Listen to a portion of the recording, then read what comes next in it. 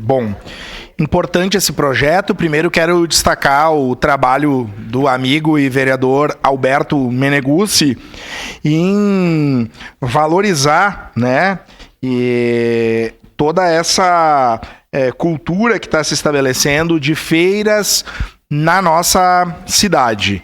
E isso foi algo absolutamente do último período, né? Aliás, eu tenho uma memória afetiva. Eu sou de 85 e de muito pequeno a minha mãe me trazia nas feiras que tinham na Praça Dante. Lá, a década de 80, já tinha esse movimento naquele período.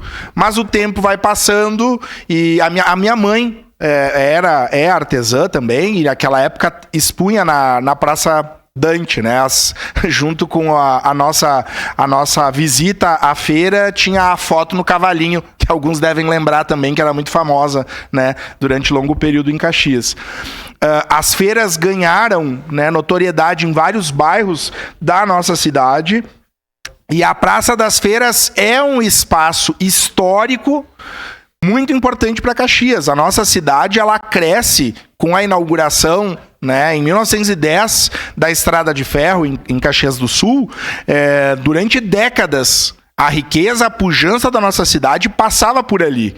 E com a revitalização e as feiras naquele espaço, nós temos a pujança, nós temos a venda de produtos, nós temos trabalhadores e trabalhadoras do artesanato e de outras áreas que ocupam aquele espaço para desenvolver a economia, pessoas que compram. Então, acho absolutamente importante nós incluirmos, né, no calendário do município essa feira turística da Praça das Feiras. E, ao mesmo tempo, acho que um outro passo, nós precisaríamos de um espaço físico para os artesãos e para as artesãs do nosso município, né, das inúmeras associações. Mas, enfim, acho que é uma luta importante que nós temos que travar no Legislativo com o Poder Executivo da cidade, né? E isso é importante.